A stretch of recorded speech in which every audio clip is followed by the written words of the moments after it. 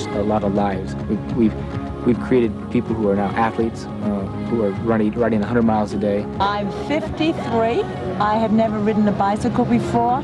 I'm concerned about the fundraising aspect. $2,000 is a lot of money. And a lot of people have been afraid of raising that amount of money. I've never been good at trying to, like, you know, raise money for anything. The people who gave me the most money were the people I hardly knew. We have an incredible variety of ages and people from all over the country, people from Boston, Chicago, Miami. I'm an attorney, and I'm doing this ride with one of my sons, Josh. You know, I think of the ride kind of as a race. It's not a race, but I think of it kind of as a race. I think of it as a race against HIV. Just to tell you a little bit about the Jeffrey Goodman Special Care Clinic, we provide testing and services to HIV-positive people from the time that they are tested until their T cells reach about 200. Never in the history of AIDS has there been a fundraiser or any effort that has required people to make the kind of commitment that each of you has made to get to this point. That is the kind of passion that each one of you has shown that distinguishes you as people who are dedicated to making a difference. That is the kind of passion that is making this ride the biggest AIDS bike-a-thon in this nation's history.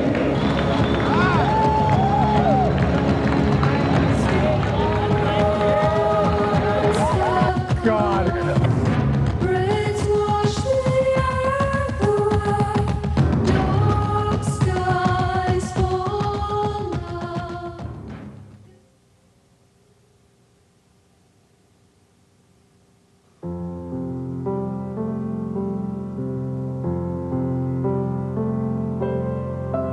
Since Josh tested positive, anything he wants or anything he wants to do, I think, you know, he has to have it because, you know, if sometime in the future he's not here, you know, I don't want to feel bad because I deprived him of a new Rolls Royce, of a new home in the hills. So, you know, sometimes we'll just talk about things and I'll think, you know, well, maybe I should get that for him, or maybe sometime in the future, if I can, I should think of that. And I have to think, you know, no, we have to live a normal life, and I have to be reasonable here. In a way, it's probably good I don't have unlimited funds because I would certainly need psychiatric help because I wouldn't be spending it correctly. But it's very tough. You know, I will not let go of Josh. I will not let him get sick.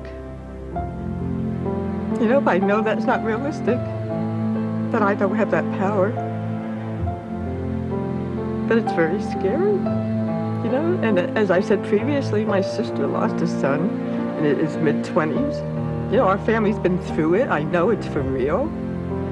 And, you know, like Josh, I'll hear, you know, so-and-so who tested positive 15 years ago just died. And people say, oh, isn't that great? He lasted 15 years, you know? Josh has to last, our family lives into their 80s, and Josh has to do that too. You know, I can't accept anything less than that.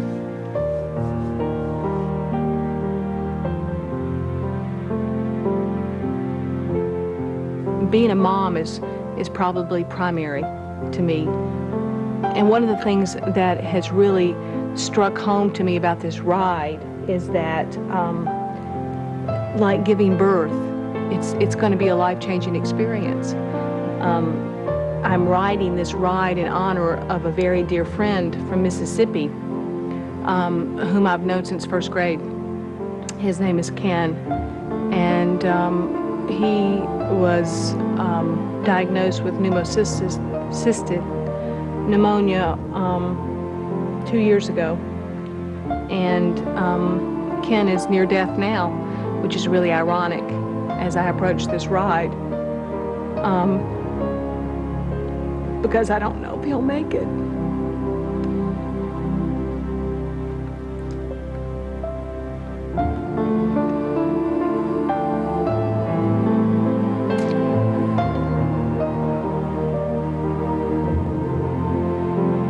So I'm doing this for him,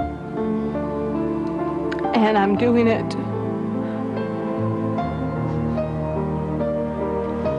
for all the men and women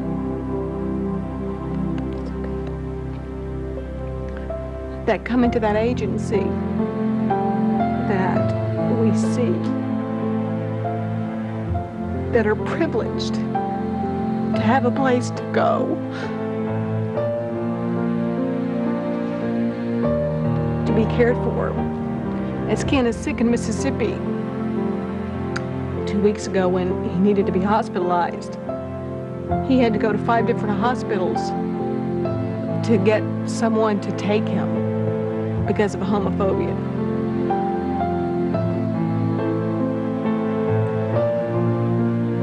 So I do this ride for him.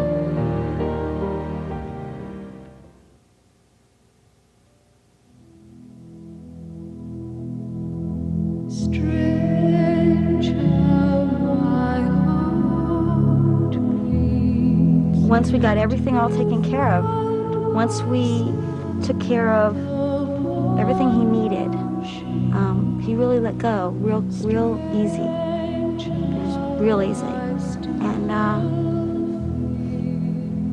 you know, there are so many times when I hear his voice, or I just want to pick up the phone and go, "Hey, you know, what are we having for dinner tonight?" You know, I don't think I'll ever stop missing just, you know, being hugged by him.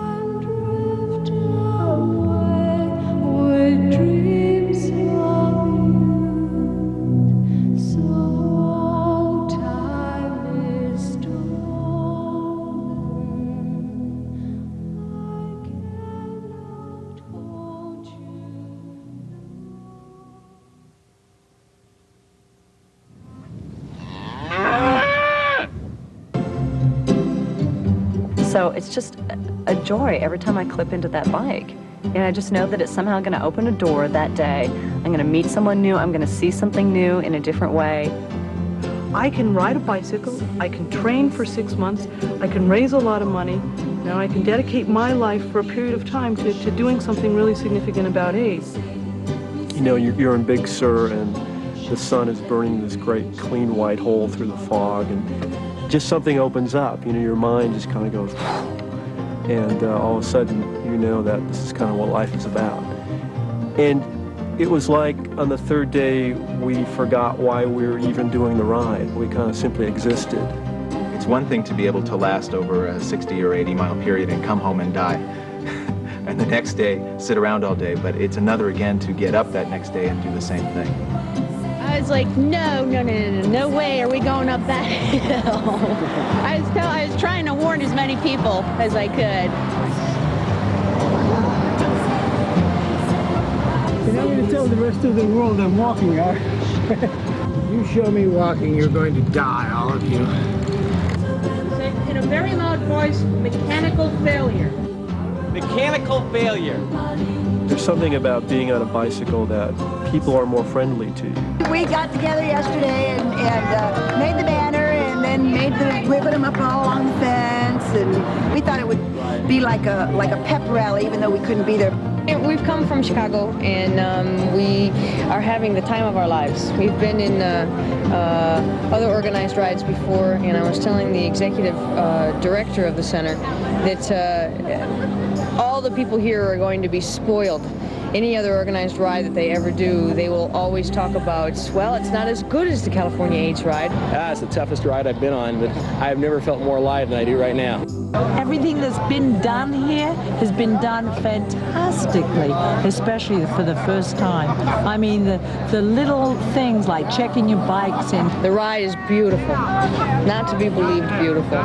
So they really picked a good route. Where are those those nice people from 10th grade. There you are, right? Right? Raise your hands. This is for you. This is for you. Bottom of our hearts. All right. Ready? 1, 2, 3. Thank you for being a friend. Travel down the road and back again. Our hats are off. You're a pal and a confidant. I only just want to say, I hope it always will be this way. I want to thank you, thank you. Oops, take a ray. Oops, take a ray.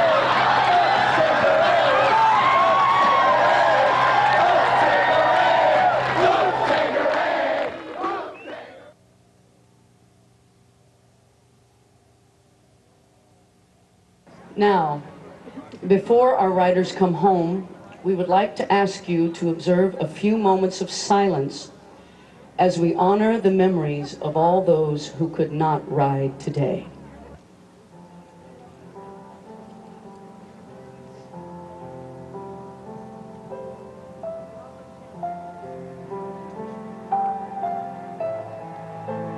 Please turn your eyes to Santa Monica Boulevard and witness the bicycle being led down the center path.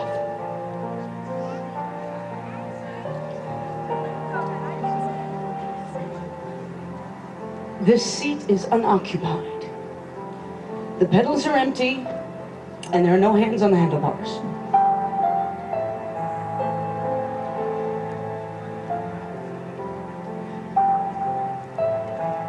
Who do you see on this seat?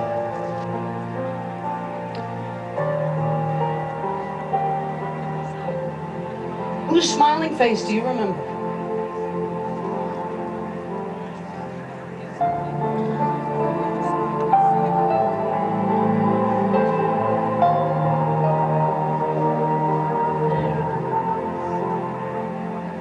As this riderless cycle passes among us, let us remember our friends and our loved ones. Let us resolve that they shall not have died in vain.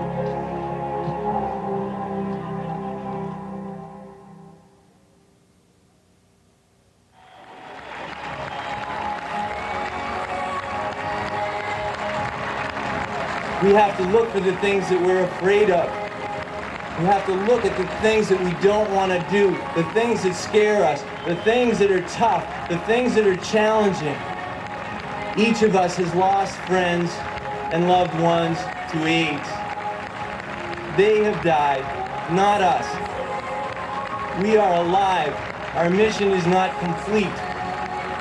We will do the AIDS ride next year. We'll have more riders. We'll raise more money. We'll do it in 96 if we have to. We'll do it in 97 and 98 and 99, and we will pedal and we will climb the hills and face the wind as long as our friends and loved ones are dying of AIDS.